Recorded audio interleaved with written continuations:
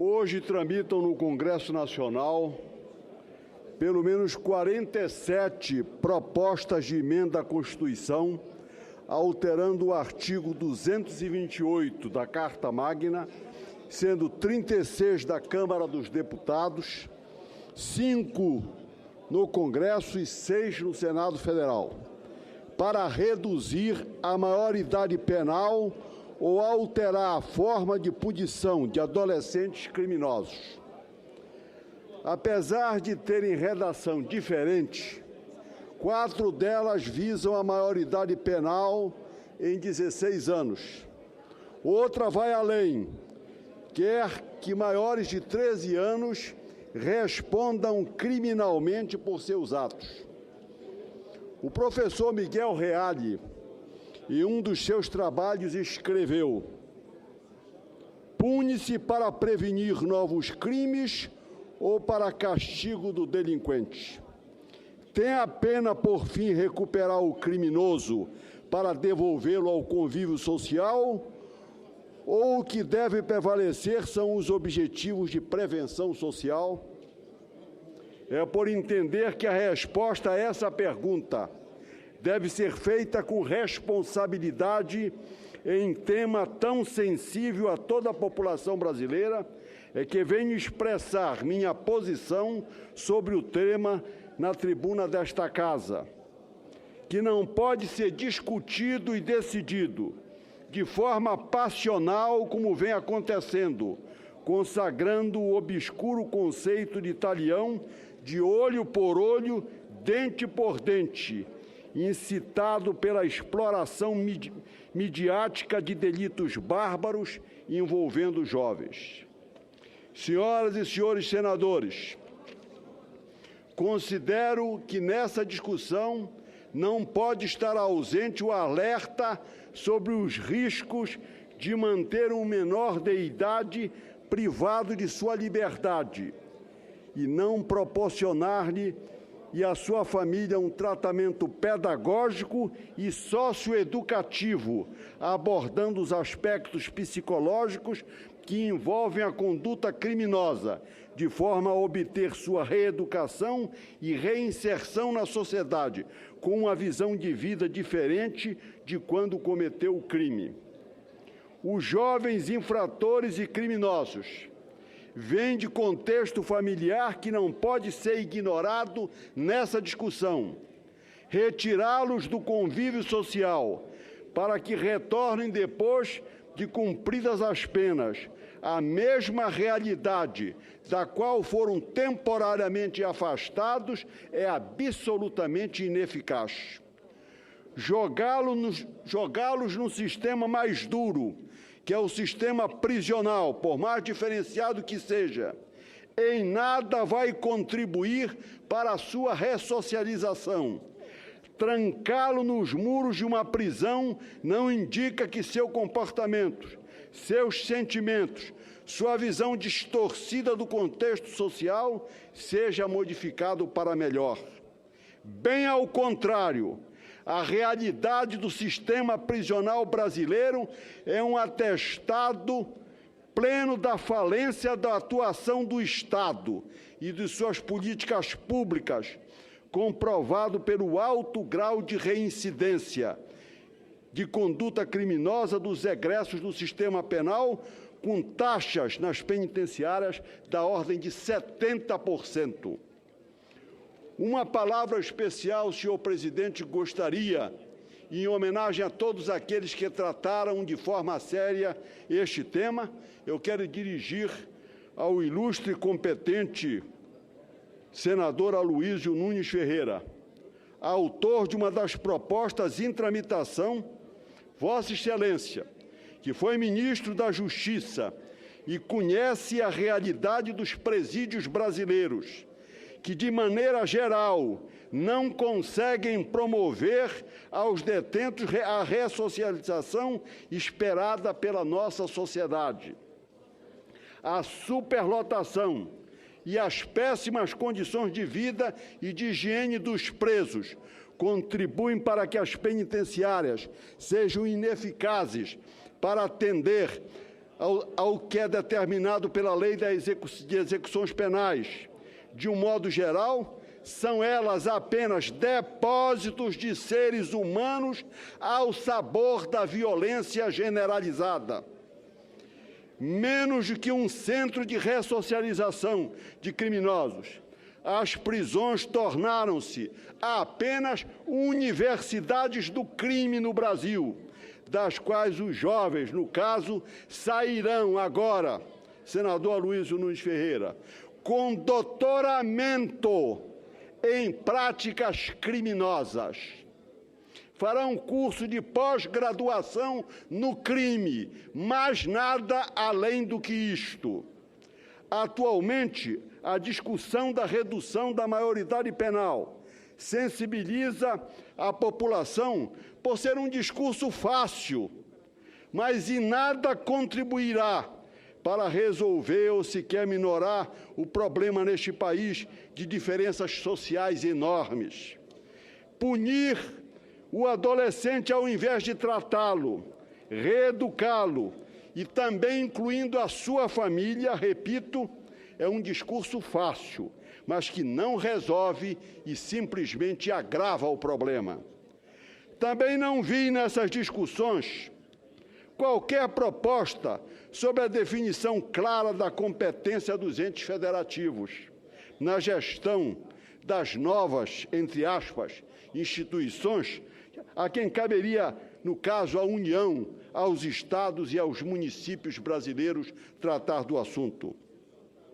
Por tudo isso, senhores senadores e senhoras senadoras, proponho que, antes de ser discutido passionalmente a alteração do artigo 228 da Constituição Federal, deva ser reavaliado o texto e a aplicação do Estatuto da Criança e do Adolescente, o ECA, que é uma norma infraconstitucional, prevendo outras formas e períodos de punição aos menores de 18 anos, redefinindo os graus dos delitos, estabelecendo penas gradativas de responsabilidade criminal e, simultaneamente, a inclusão obrigatória do tratamento das famílias dos jovens criminosos no contexto socioeducativo do sistema correcional, de forma a tranquilizar a sociedade e apontar uma visão de futuro para o jovem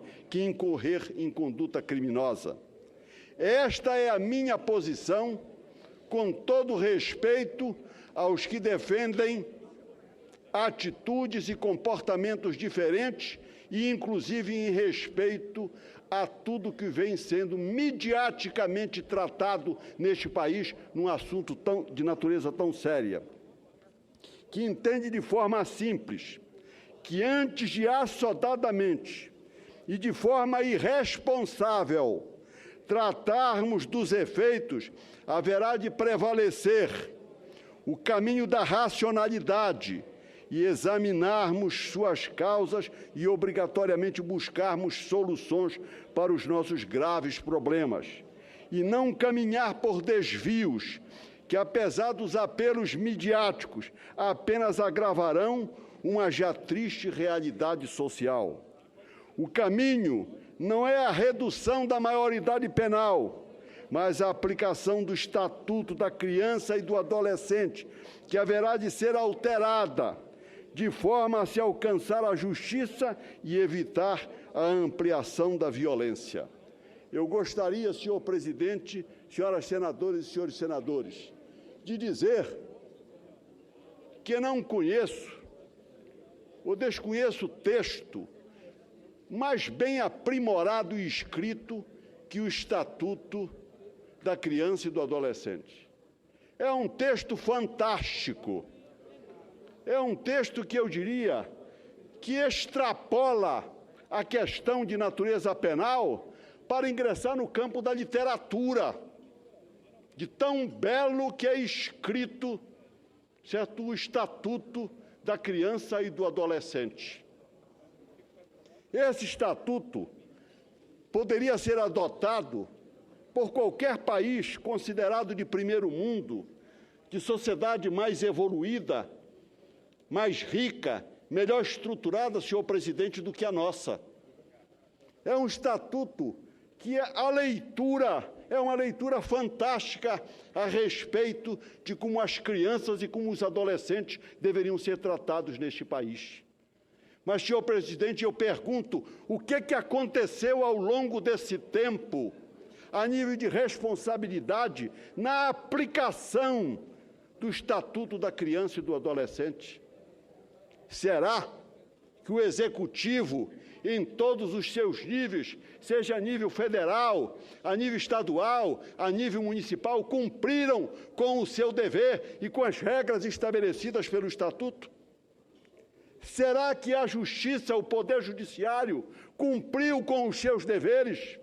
Será que o Ministério Público se interessou e cumpriu com os seus deveres? Sem desejar, senhor presidente, ser preconceituoso, eu diria que a sociedade brasileira e particularmente o poder público neste país falhou no que diz respeito à aplicação do Estatuto, senhor presidente. E o que nós estamos a assistir, e ainda hoje, senhor presidente, o IPEA apresentou uma nota técnica no dia de hoje, denominado Adolescente em Conflito com a Lei e o debate sobre a redução da maioridade penal. Na sede do IPEA, em Brasília, de autoria das pesquisadoras da Diretoria de Estudos e Políticas Sociais, Enide Rocha Andrade Silva e Raíza Menezes de Oliveira, diz que o estudo veio a contribuir com as discussões que ocorrem em torno da proposta da emenda constitucional número 171 de 93, que propõe a redução da maioridade penal de 18 para 16 anos e aponta o mito da impunidade aos adolescentes.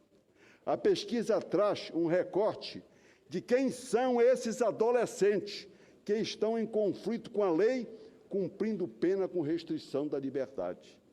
Eu queria, senhor presidente, dizer que li há poucos dias atrás que uma das mais estruturadas casas que seriam de reeducação para aplicação desse Estatuto da Criança e do Adolescente seria, certo, a Fundação Casa em São Paulo. Seria a melhor estruturada no Brasil, pertencente e subordinada à administração do governo de São Paulo. Mas fiquei estarrecido, senhor presidente, com um dado. A maior parte dos menores que lá estariam condenados a 2 anos a sofrerem um processo de reeducação. Mas a informação é que eles só cumprem 1. Dos 2, eles só cumprem 1. Sabe por quê, senhor presidente? Eles só cumprem 1. Não é pelo fato da administração desta instituição em São Paulo estar convencido, e os seus técnicos, de que os menores foram reabilitados. Não. É para que se abram vagas. Se liberam com 1 ano para que se abram vagas para que outros menores punidos, atingidos, portanto, certo, pela legislação que resolve aplicar o maior número de penas possíveis em menores, como diz esse Instituto do IPEA, se abram vagas. Quer dizer, um ato da maior irresponsabilidade.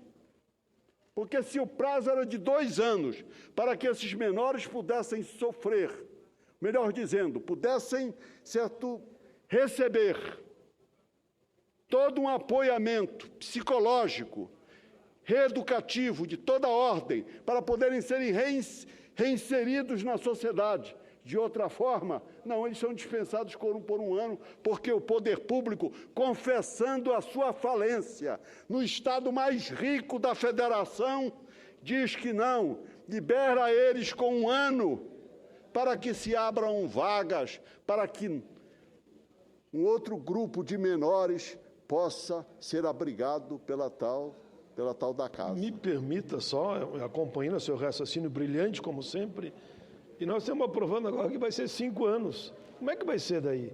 Eu só estou acompanhando o seu raciocínio. Vossa Excelência está coberto de razão. Presidente Paim, certo, me assusta e eu ando assustado porque a sociedade brasileira parece que vai se envolvendo, certo, e se quedando diante desta argumentação absurda de que se jogando na prisão os menores, nós vamos dar solução. Esse sistema penal que está aí é uma vergonha. Esse sistema penal não ressocializa ninguém. Ninguém. Estamos cansados de assistir, certo, penitenciárias onde a cela só caberiam 4, estão 20, 30, certo, condenados. Como é possível se imaginar?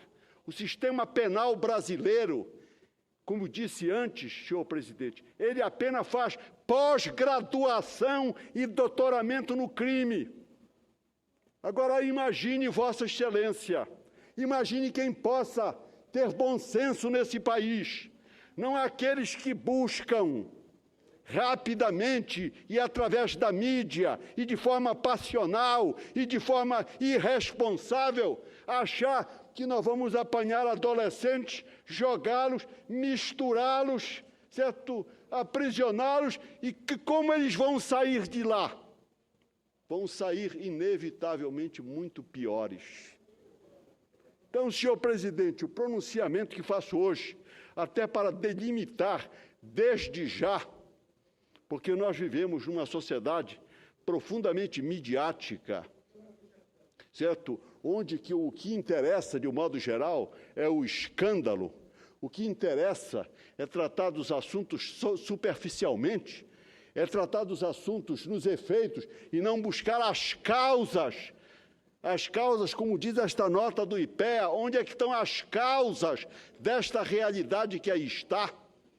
Inclusive, esse dado apresentado pelo IPEA hoje é dos mais interessantes, e seria muito interessante que o Senado Federal pudesse examinar os dados estatísticos para demonstrar, inclusive, de que tudo isso que está sendo apresentado, certo, como se todos nós estivéssemos surpresos com o nível de violência que a sociedade brasileira alcançou, e particularmente com o envolvimento de menores, não fosse fruto da realidade social que este país vive.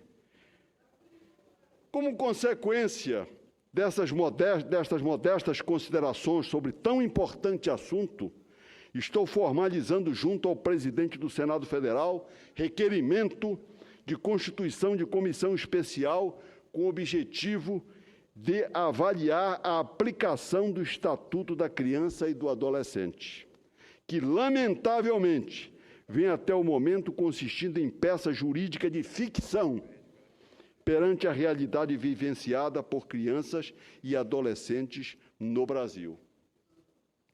Peço, senhor presidente, que o Senado possa constituir essa comissão especial, em que nós tenhamos a oportunidade, não só senadoras e senadores, mas de convocar autoridades do governo federal responsável por esta questão, dos estados, até dos municípios, da universidade, das mais diversas áreas, para discutirmos esta questão antes de que nós sejamos obrigados aqui, neste plenário, a nos defrontarmos com essas PECs, onde o Senado vai de forma passional dizer se aceita ou não encarcerar certos jovens de 16 e de 18 anos. Vossa Excelência, permite uma parte, senador? Com maior alegria, senador. Senador Jader Barbalho, eu quero louvar a iniciativa de Vossa Excelência. Realmente, esse debate, ele não pode continuar a ser travado dentro de um certo maniqueísmo. Sim ou não, e sem permitir que se possa ter alternativas a respeito do assunto. Eu tenho realmente encontrado dificuldades de chamar a atenção de representantes da sociedade com os quais eu me encontro a respeito de que nós não podemos ser assim tão inflexíveis na discussão de uma matéria como essa. E quero confessar a Vossa Excelência, é a primeira vez até que eu me manifesto sobre esse assunto, que eu sei que haverá de ter nessa casa o palco de grandes debates. Acredito que sim, claro, como já está se aproximando a hora da Câmara. Nós precisamos aprofundar esse debate. Esse debate é de suma importância, envolve o senador Paulo Paim, sabe melhor do que ninguém o que se constituiu, a esperança que se constituiu, o futuro que se abriu com realmente a aprovação do Estatuto da Criança e do Adolescente. Foi realmente um momento de grande lucidez aqui do Congresso Nacional. Mas, como Vossa Excelência está dizendo, as coisas não foram conduzidas de modo como se esperava. E o Estatuto está aí a reboque de uma discussão absolutamente radical e maniqueísta. As pessoas, inclusive, dizendo: olha, senador, Vossa Excelência tem que votar pela redução da maioridade penal. E eu digo a Vossa Excelência, eu posso até votar pela redução da maioridade penal, mas não posso votar dentro desse modelo de debate que está sendo proposto. Afinal de contas, chegou uma hora tão grave que eu posso ter as minhas dúvidas e não estou encontrando como tirar a limpo essas dúvidas, como esclarecer essas dúvidas, se o debate permanecer sem alternativas e sem esse aprofundamento que Vossa Excelência está propondo. Por isso eu quero me congratular, senador Jader Barbalho. Eu só tenho um receio, sinceramente, um receio, é que as coisas, da maneira como a tramitação vem acontecendo na Câmara, desemboque aqui no Senado o projeto, a proposta de redução, e nós sejamos atropelados quando Vossa Excelência está permitindo, através do que está propondo, uma discussão muito serena, objetiva e que condiz com a gravidade do problema. Desculpe se eu tomei muito tempo de Vossa Excelência. Em absoluto, senador Garibaldi Alves. Eu é que quero agradecer a contribuição que Vossa Excelência dá ao meu pronunciamento. Vossa Excelência, que, como eu, milita há tantos anos, certo, da vida pública deste país. Nós fomos, creio eu, contemporâneos à época ainda, quando éramos deputado estadual, Vossa Excelência lá no Rio Grande do Norte, e eu na Assembleia Legislativa do Pará. Vossa Excelência teve a oportunidade de passar pelo governo do seu estado. Vossa Excelência teve a oportunidade de exercer, como eu, certo, o Ministério da Previdência Social. A contribuição, portanto, o testemunho de Vossa Excelência, a preocupação de Vossa Excelência, como é o meu caso. Eu não quero absolutamente desprezar qualquer argumento apresentado por qualquer parlamentar, integrante da Câmara dos Deputados ou aqui do Senado Federal. O que eu quero, como bem interpretou Vossa Excelência, o que eu desejo, que é o desejo de Vossa Excelência, é que esse debate não seja tomado pela passionalidade irracional. É que se tenha a oportunidade de ter uma discussão, como Vossa Excelência falou do Estatuto, o quanto o Congresso festejou o avanço do que seria o Estatuto da Criança e do Adolescente, e hoje nós verificarmos que esse belo, bem redigido, certo? Um verdadeiro tratado sobre o assunto, que é a leitura. Ainda hoje eu voltei a ler pela manhã, certo? O Estatuto da Criança e do Adolescente. É uma peça fantástica, mas uma peça que não condiz com a realidade brasileira. Não condiz. Lamentavelmente, tudo aquilo que lá está escrito como proteção da criança e do adolescente não condiz com a nossa realidade. E quando vejo, senhor presidente, essas soluções, que são soluções do absurdo, são soluções do irracional, essas soluções draconianas para se resolver graves problemas de natureza social, de natureza política, isso me assusta. E, senador Garibaldi, eu tenho ouvido, certo, em toda parte, comentários de pessoas que integram segmentos, certo, os mais variados segmentos da sociedade brasileira, e que começam a ser contaminados por essa solução draconiana, sem nenhuma discussão aprofundada. Como se o nosso sistema penal fosse um sistema penal modelo, fosse ele reabilitador, quando, na verdade, muito ao contrário, o sistema penal brasileiro, eu insisto, é a pós-graduação, é o doutoramento no crime. As pessoas que caem no sistema penal brasileiro, certo, apenas são violentadas e ficam muito mais violentas. É o poder público gastando dinheiro, jogando dinheiro fora para embrutecer esta gente. E eu fico imaginando o que irá acontecer com jovens que estão a se iniciar na senda do crime e que vão conviver, certo, num ambiente de maior violência ainda. Senhor presidente, eu sei que há outros oradores e eu não desejo absolutamente cansar aqueles, certo, que se encontram a esta altura no Senado, depois, certo, de uma longa sessão que tivemos, de uma longa ordem do dia, certo, na sessão de hoje, certo? Mas eu gostaria, inclusive, senhor presidente, de recomendar a leitura, se me permite, e vou pedir que Vossa Excelência determine que, junto a esse meu pronunciamento, seja inserido o texto publicado pela Folha de São Paulo, de domingo último, denominado Justiça ou Vingança, de Maria Rita Kell,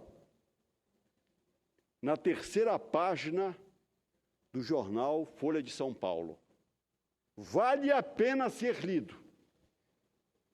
Vale a pena ser lido, que é uma análise da realidade social brasileira, certo? E que ela finaliza, senhor presidente. Eu vou me permitir, antes de ter o privilégio de conceder, certo, a parte ao meu estimado, certo, e competente colega Raimundo Lira, ela conclui: é muito evidente que os que conduzem a defesa da mudança da legislação estão pensando em colocar na cadeia, sob a influência e a ameaça de bandidos adultos, já muito bem formado na escola do crime, somente o filho dos outros. Somente o filho dos outros. E isso colocado entre aspas. Quem acredita que o filho de um deputado, evangélico ou não, homofóbico ou não, será julgado e encarcerado aos 16 anos por ter queimado um índio adormecido, espancado prostitutas ou fugido depois de atropelar e matar um ciclista? Sabemos, sem mencioná-lo publicamente, que essa alteração na lei visa apenas o filho dos outros, entre aspas. Esses outros são os mesmos há 500 anos. Os expulsos da terra e incluídos, entre aspas, nas favelas. Os submetidos aos trabalhos forçados. São os encarcerados que furtaram para matar a fome e esperam anos sem julgamento, expostos à violência de criminosos de alta periculosidade. São os militantes desaparecidos durante a ditadura militar, de 64 a 85, que a Comissão da Verdade não conseguiu localizar, porque os agentes da repressão se recusaram a revelar seu paradeiro. Este é o Brasil que queremos tornar menos violento, sem mexer em nada, além de reduzir a idade em que as crianças devem ser encarceradas junto com criminosos adultos? Alguém acredita que a medida de amenizar a violência, de que somos todos, sem exceção, vítimas? As crianças já regimentadas pelo crime são evidências de nosso fracasso em cuidar, educar, alimentar e oferecer futuro a um grande número de brasileiros. Esconder nossa vergonha atrás das grades não vai resolver o problema. Essa frase, certo, é tocante, senhor presidente. Esconder nossa vergonha atrás das grades não vai resolver o nosso problema. Apanhar os meninos de rua, certo, e jogá-lo atrás das grades, só na cabeça de quem não tem nenhuma sensibilidade sobre a realidade nacional. Continua ela dizendo: vamos vencer nosso conformismo, nossa baixa estima, nossa vontade de apostar no pior. Em uma frase, vamos curar nossa depressão social. Inventemos medidas socioeducativas que funcionem. Sabemos que os presídios são escola dos bandidos.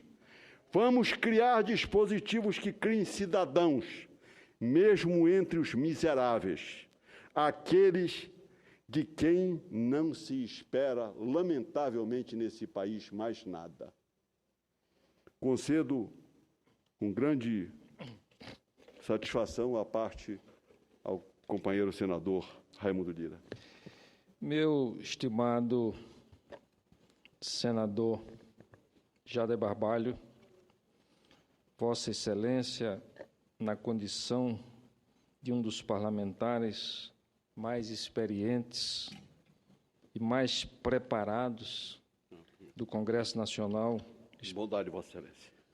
Vossa Excelência iniciou a abordagem de um assunto, como falou o senador Garibaldi, outro amigo dileto, que Vossa Excelência está antecipando esse debate no Senado para que nós possamos, evitemos que sejamos atropelados por prazos exíguos aqui no Senado Federal.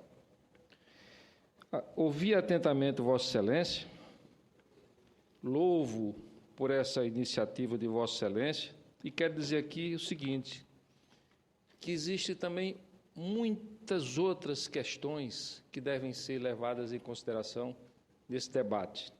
Eu apresentei aqui um projeto de lei para desestimular que as quadrilhas, os bandidos profissionais possam assediar, possam trazer para o crime os menores. E aí esse projeto aumenta a penalidade, agrava a pena do maior que assediar o menor, que usar o menor no crime. Porque as quadrilhas estão usando os menores, e cai apenas naquele artigo de corrupção de menores, cuja pena é de 1 a 8 anos. E considerando a progressão de pena, normalmente, esse bandido adulto e profissional paga uma pena muito leve por levar para a criminalidade um jovem ou alguns jovens adolescentes.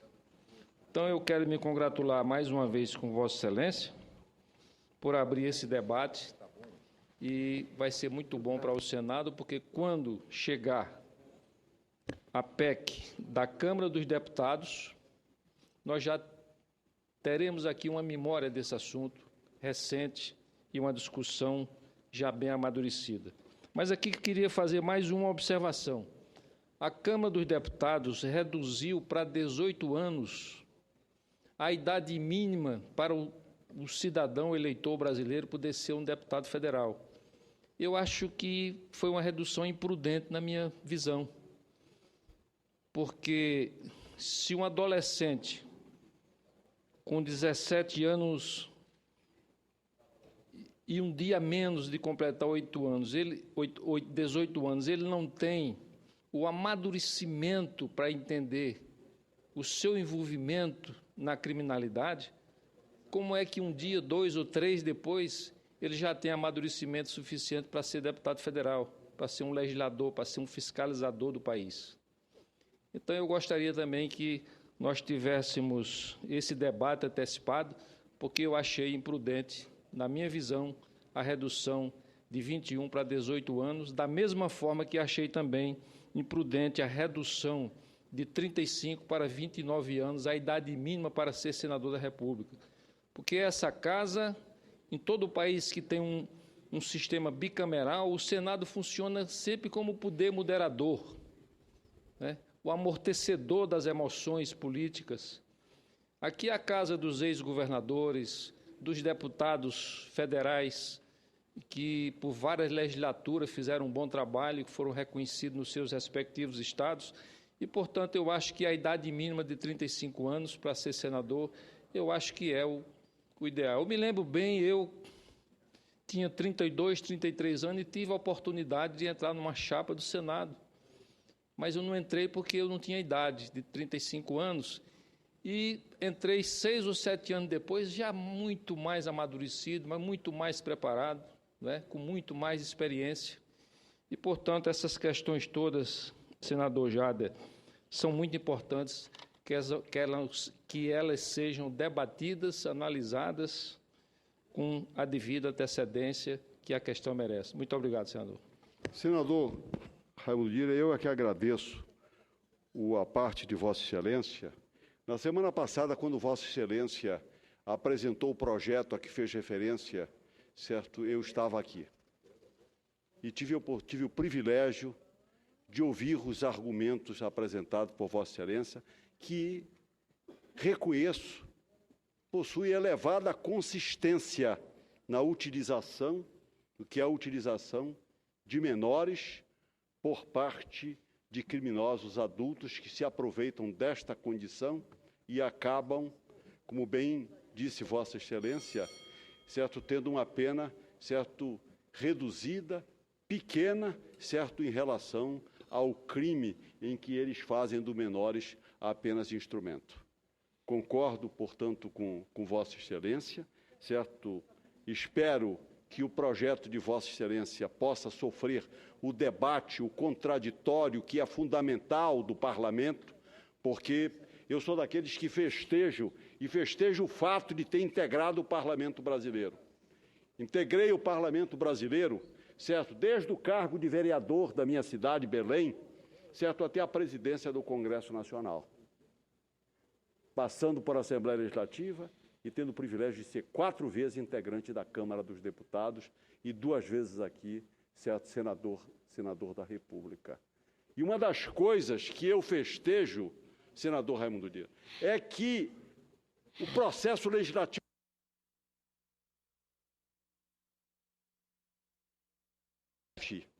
ele tem um comandante, ele tem uma equipe e ele, de um modo geral, determina, ao final, a sua vontade político-administrativa. O Congresso Nacional, que é composto desse contraditório, da presença de representantes de diversos partidos, de diversos estados, de diversas regiões, nós não temos apenas o valoroso assessoramento do corpo técnico do Senado Federal. Não, nós temos, quando um assunto entra em pauta, entra em debate, quando ele passa a ser do conhecimento público, nós temos o assessoramento da sociedade brasileira como um todo. Quantas pessoas Vossa Excelência não recebe no seu gabinete para levar uma contribuição? Quantas mensagens, quantos e-mails? É a participação, certo, generalizada da sociedade brasileira. E aí a beleza da democracia e a beleza do processo legislativo é exatamente esta colaboração difusa, essa colaboração que vem de toda a parte democrática. Tenho certeza que isto ocorrerá na discussão deste assunto que trago hoje à tribuna, como ocorrerá no projeto apresentado por Vossa Excelência. Certo? O tempo não me permite que eu teça considerações a respeito da dita reforma política que está em tramitação na Câmara dos Deputados. Certo? Eu falarei numa outra oportunidade a respeito desta reforma política que, no meu entendimento, e me desculpe a pretensão, bastaria para se reformar de fato apenas um dispositivo que se vedasse as coligações para as eleições proporcionais. Aí nós reduziríamos neste país a 4 ou 5 partidos no máximo, partidos que efetivamente pudessem ser partidos, que pudessem ter estrutura, e não 39 partidos que servem muitas vezes para interesses escusos, inclusive de venda no horário da campanha eleitoral e a distribuição do fundo partidário. Bastaria este dispositivo. Mas este não passou. Com relação à questão da idade, certo? Eu acho que isso é apenas uma herança histórica, como o nosso segundo imperador do Brasil, certo? Ele foi guindado à maioridade, não é isso? Certo? Me ajudem, como foi com 8 anos, certo? Foi com 9 anos, não é isso? Talvez seja uma herança histórica esta, certo? Se nós tivermos um imperador com 9 anos de idade, talvez, certo, isso esteja a sensibilizar os nossos legisladores da outra casa a reduzirem, certo, a idade para a participação na vida pública. Ouço com grande alegria, certo, este grande senador, certo, lutador da classe trabalhadora e de tantas causas sociais importantes, que é o senador Paulo Paim, com quem também eu tive o privilégio de ser colega na Câmara dos Deputados. Senador Jader Barbalho, de forma muito rápida, eu estava presidindo e não quis tomar a liberdade de interromper o seu corajoso, brilhante, competente pronunciamento, como sempre. Eu acho que Vossa Excelência, me permita que eu diga isso, é daqueles grandes oradores que nós não temos mais no Parlamento. Então, cada vez que Vossa Excelência vai à tribuna, eu fico a escutar, pela qualidade do pronunciamento. E Vossa Excelência hoje vai e pega o Estatuto da Criança e do Adolescente, no momento em que aprovamos aqui um requerimento que diz que o tempo da criança ficar agora lá na casa de recuperação não será mais 2 anos, será 5 anos, e Vossa Excelência traz um dado, eles estão sendo libertos após 1 ano, porque não há espaço para colocá-los. E Vossa Excelência aprofunda o debate. Esse é apenas um símbolo, aprofunda dizendo como é que a gente vai diminuir a responsabilidade para que as crianças possam ser colocadas na cadeia, num sistema prisional falido, totalmente falido. Eu quero mais dar meus aplausos a Vossa Excelência, e digo, repito, principalmente, além da competência de sempre, na tribuna, que eu tenho assistido aqui, desde que aqui nos encontramos, como também como deputado federal, mas pela coragem de um tema que diz que 90% da população embalado numa campanha orquestrada a nível nacional, está entendendo que o lugar de criança que devia ser na escola acaba sendo na cadeia. E gostei muito da frase, quando Vossa Excelência começou a ler parte do seu pronunciamento no artigo, quando diz, é fácil, quando é os filhos dos outros que serão jogados nos cárceres na mão dos marginais. Meus cumprimentos a Vossa Excelência. Sempre é bom ouvi-lo. Deputado Paulo Paim, não sei como, não encontro palavras para agradecer, certo, a forma magnânima como Vossa Excelência a me dirige. Quero dizer que, ao longo da minha carreira, certo, como homem público nesse país, um dos dados que eu me sinto profundamente honrado é de poder indicar, é poder me referir ao privilégio que eu tive de fazer vida pública com alguns homens públicos. E eu quero dizer que nessa legislatura, dentre os privilégios que eu vou carregar desta legislatura, eu quero dizer, certo, não como uma retribuição, certo, ao que Vossa Excelência, de forma bondosa, fez em relação à minha pessoa, mas dizer que um dos privilégios é eu poder dizer, certo, hoje e amanhã, que eu fui colega do senador Paulo Paim, porque Vossa Excelência, sem dúvida alguma, ao longo da sua carreira, é uma pessoa profundamente engajada e preocupada, certo, em corrigir distorções, certo, que desfavorecem, certo, os mais pobres, os mais fracos na sociedade brasileira. E inclusive com atitudes corajosas, porque eu entendo, meu caro presidente Renan Calheiro, que se há de ter coragem de se fazer oposição. E nós, válidos que estão aqui, tiveram coragem de fazer oposição. Eu participei aqui da oposição, na época que eu cheguei à Câmara dos Deputados, o tal grupo denominado, certo, os neo-autênticos, certo, onde se fazer oposição nesse país não era um ato de coragem, era um ato de temeridade política. Mas eu quero dizer, senhor presidente, meu caro amigo, certo, senador Renan Calheiros, que me honra, certo, com a sua presença neste plenário, no final deste meu pronunciamento, eu hoje estou convencido de que